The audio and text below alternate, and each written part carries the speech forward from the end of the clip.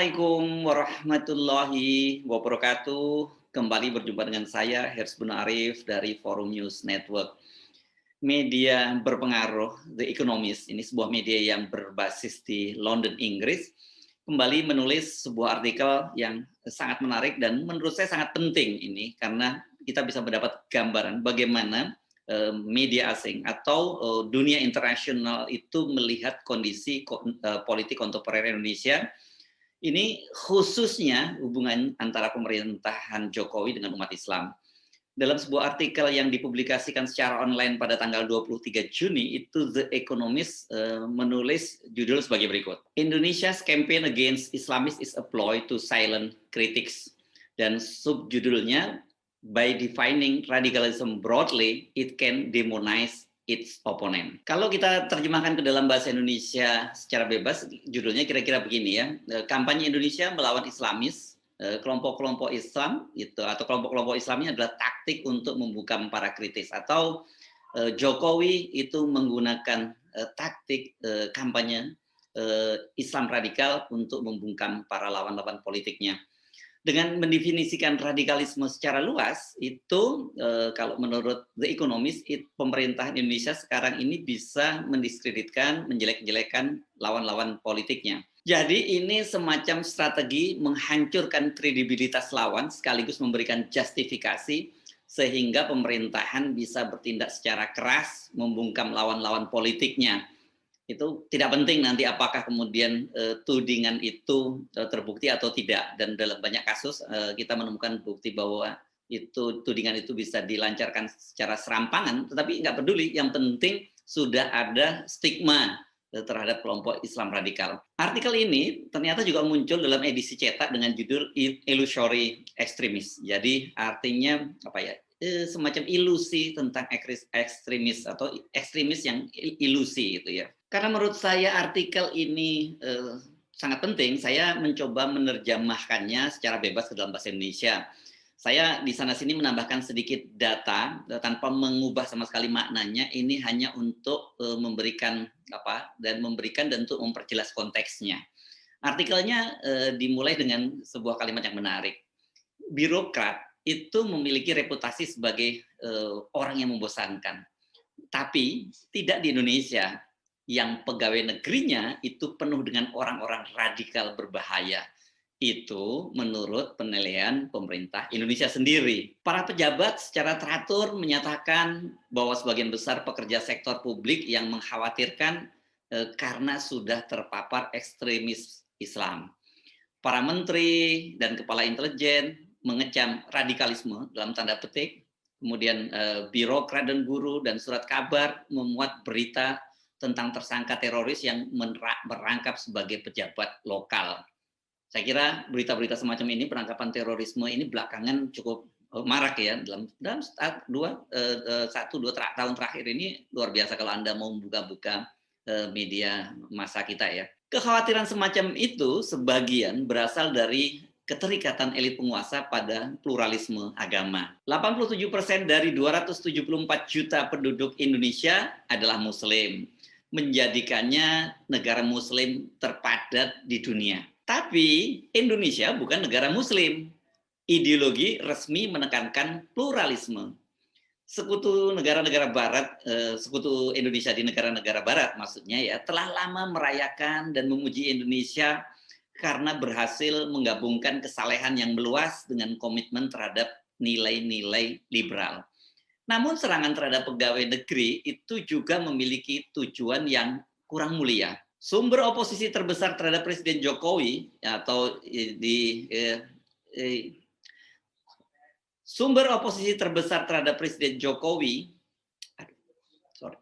Sumber oposisi terbesar terhadap Presiden Jokowi Joko Widodo yang dikenal sebagai Jokowi tidak berada di parlemen, di mana koalisi besarnya itu mencakup semua partai kecuali 2, maksudnya ini adalah PKS dan Demokrat, tetapi oposisi sesungguhnya itu berada di antara organisasi Islam akar rumput. Popularitas mereka telah menggelembung selama 2 dekade terakhir karena banyak Muslim yang didorong oleh kebebasan yang diberikan kepada mereka pada akhir kediktatoran Soeharto yang panjang pada tahun 1998 telah memeluk aliran keyakinan yang lebih konservatif.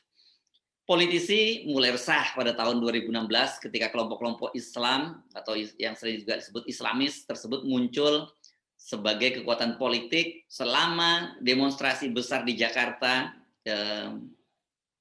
yang menjadi ibu kota negara Indonesia.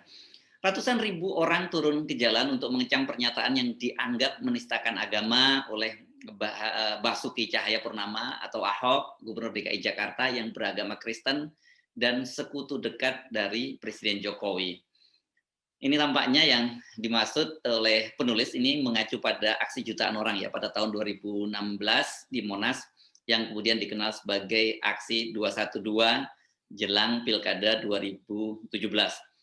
Pada momen ini muncul satu figur yang kemudian menjadi salah satu musuh besar dari pemerintah, yakni Habib Rizik Syihab yang sekarang sudah berhasil dikandangkan ya karena sudah dijatuhi vonis dengan tudingan pelanggaran protokol kesehatan. Tawarannya untuk pemilihan kembali tersendat. Sejak kampanye pertama Jokowi untuk presiden tahun 2014, lawan-lawannya telah mendorong kelompok fundamentalis dan kelompok protes seperti Front Pembela Islam atau FPI yang menuduh Presiden Jokowi tidak cukup Muslim. Konteks ini kelihatannya kita bisa memahami ya mengapa kemudian Presiden Jokowi pada waktu itu mencoba mengeksploitir kehidupan beragamanya ya. Foto-foto dia ketika dia menjadi imam sholat itu bermunculan di mana-mana dan ini rupanya bagian dari itu ya untuk membantah bahwa dia bukan seorang Muslim. Saya lanjutkan artikelnya ya. Dengan pendekatan Nala Soeharto, Jokowi itu merespon berbagai aksi itu dengan represi.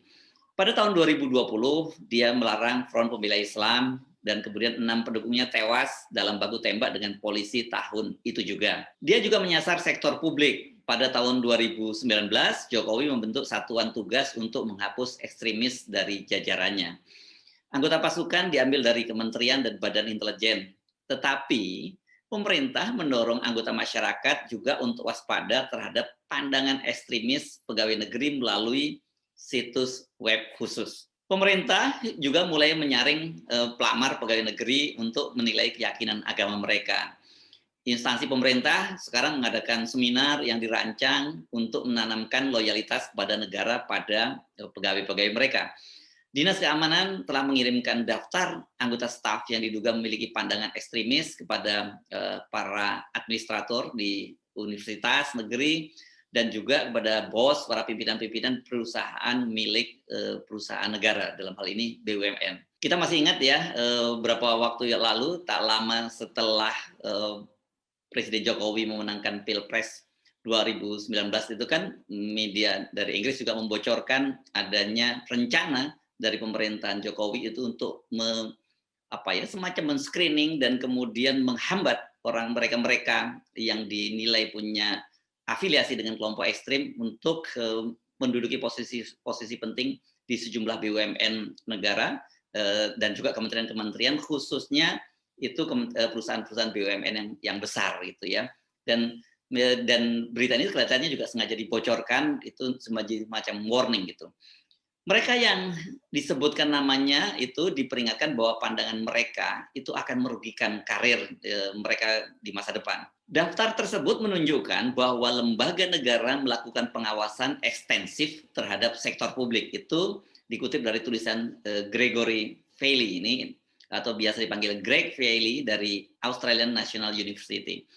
Cahyokumolo, Menteri Reformasi Pegawai Negeri, ini maksudnya Menteri PAN dan Reformasi Birokrasi, telah memperingatkan pegawai negeri bahwa pemerintah dapat mendeteksi jejak digital mereka. Pemerintah juga membenarkan adanya intrusi atau penyusupan semacam itu dengan mengklaim bahwa ekstremisme Muslim itu sudah dalam tanda petik ya menembus jauh ke dalam organ-organ negara, mengakibatkan penangkapan seluruh bagian birokrasi. Itu masih mengutip dari tulisan Bailey. Kekhawatiran terhadap radikalisme, ekstremisme ini menurut The Economist memang memiliki beberapa keuntungan juga. Kenapa? Karena Indonesia itu memiliki sejarah ekstremisme kekerasan. Baru-baru ini misalnya dengan serangan terorisme di lokasi wisata yang menewaskan banyak orang di awal tahun 2000-an. Saya kira ini yang dimaksud lokasi wisata adalah tampaknya tragedi bom Bali ya. Dengan korban terbesar itu berasal dari Australia. Memang Bali ini kan sudah seperti halaman depan dari Australia. Banyak sekali turis-turis Australia menghabiskan waktunya di Bali. Minoritas besar pegawai negeri sipil mendukung Islamisme radikal. Pada tahun 2017, Pusat Penelitian Alfara, sebuah lembaga survei Indonesia, menemukan bahwa 1 dari 5 pegawai negeri sipil dan 1 dari 10 pekerja perusahaan negara itu menginginkan Indonesia menjadi teokrasi Muslim. Sebuah survei yang dilakukan setahun kemudian menemukan bahwa hampir 60% guru sekolah Muslim tidak toleran terhadap agama lain. Namun, klaim pemerintah atas penangkapan aparat negara kepada para pelaku yang disebut sebagai ekstremisme ini tampaknya terlalu dilebih-lebihkan. Tidak ada bukti yang menunjukkan prevalensi sistem terorisme atau ekstremisme kekerasan dalam pegawai negeri. Itu dikutip dari pernyataan Sana Jeffrey dari Institute for Policy Analysis of Conflict. Ini sebuah think tank di Indonesia. Dalam 2 tahun pertama kampanye anti ekstremisme pemerintah, secara resmi sudah menjatuhkan sanksi hanya kepada 38 pegawai negeri sipil. Dan ini menurut Aan Suryana, seorang peneliti di ISIAS, Yusuf Ishak Institute di Singapura, sebuah think tank di Singapura, adalah presentasi yang sangat kecil ya, karena dari populasi 4,3 juta pegawai negeri di Indonesia. Jadi dari 4,3 juta pegawai negeri di Indonesia itu hanya 38 pegawai negeri yang sudah dijatuhi sanksi karena terbukti terlibat dalam ekstremisme Islam. Ini terlepas dari kenyataan bahwa pemerintah menggunakan definisi radikalisme yang luas, membuat pernyataan yang menghina pemerintah atau membagikan apa yang dianggap oleh gugus tugas sebagai berita palsu atau hoax ini ya di media sosial itu sudah cukup untuk menarik perhatian dari aparat keamanan. Kriteria samar-samar dan pada gilirannya membuat mudah untuk mendiskreditkan lawan dengan menuduh mereka sebagai ekstremis. Jadi kalau nggak suka ya terhadap pemerintah atau dianggap lawan, dianggap membahayakan pemerintah, langsung dicap saja sebagai ekstremis. Apa buktinya ini? Pada bulan September tahun 2021, 57 pegawai Komisi Pemberantasan Korupsi mengalami hal ini secara langsung ketika mereka dipecat dengan dalih tidak lulus ujian tes wawasan kebangsaan. KPK di masa itu ya, dengan gigih membasmi korupsi di eselon tertinggi politik di Indonesia. Ini membuat mereka, para petugas KPK ini berhadapan dengan musuh yang sangat kuat. Nah, setelah pemecatan pejabat di KPK ini 57 pegawai KPK ini, selebriti di media sosial yang memiliki hubungan dengan pemerintah mengatakan bahwa mereka adalah anggota Taliban. Selebriti media yang ditulis oleh The Economist ini tampaknya yang dimaksud adalah para buzzer ya, yang memang sangat gencar mendiskreditkan para pegawai KPK sebagai waktu itu mereka mulainya dengan istilah polisi Taliban. Dan fakta sesungguhnya dengan mudah dibantah karena kita pernah mendengarkan salah satu dari pegawai yang tidak lolos tes wawasan kebangsaan itu bercanda. Pegawai ini namanya Andre Dedi Nainggolan, menyebut dirinya itu Saliban, bukan Taliban, karena dia beragama Kristen ya, atau Nasrani. Bagaimana sesungguhnya faktanya ini? Salah satu mantan pejabat yang mendapat stempel itu, yakni Giri Suprabdiono, menurut The Economist, mengatakan dirinya dan rekan-rekannya justru diberhentikan karena menolak bersujud atau menyembah pemerintah gitu. Tetapi banyak anggota masyarakat, kata dia, percaya klaim bahwa mereka radikal.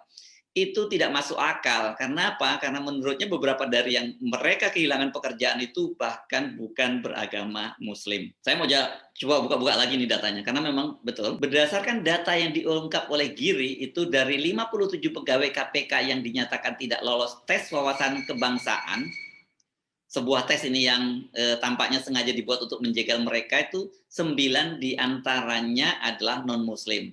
Terdiri dari 7 orang Nasrani, 1 Buddha, dan 1 beragama Hindu. Siapa saja mereka ini? Coba kita simak penjelasan dari Pak Giri pada waktu itu, yang menuturkan bahwa yang beragama Nasrani yang dibebas tugaskan oleh pimpinan KPK yaitu Andre Nainggolan, tadi sebagai kepala satuan tugas atau Kasatgas penyidikan, yang waktu itu dia sedang menangani kasus korupsi pengadaan bansos COVID-19.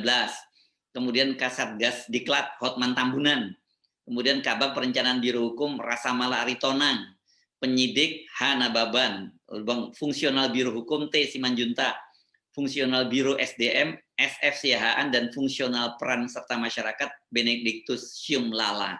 Nah, balik lagi ke artikel The Economist. Pemerintah mengaburkan batas antara memiliki pandangan yang kritis terhadap pemerintah dengan mereka yang memiliki pandangan Islamis. Dan pokoknya mereka disebut saja sebagai teroris, itu kata Jeffrey. Banyak Muslim konservatif sekarang merasa mereka harus sangat berhati-hati ketika mengekspresikan diri mereka di media sosial. Itu rupanya The Economist mengutip Muhammad Khalid, juru bicara Partai Keadilan Sejahtera. Ini partai oposisi Muslim.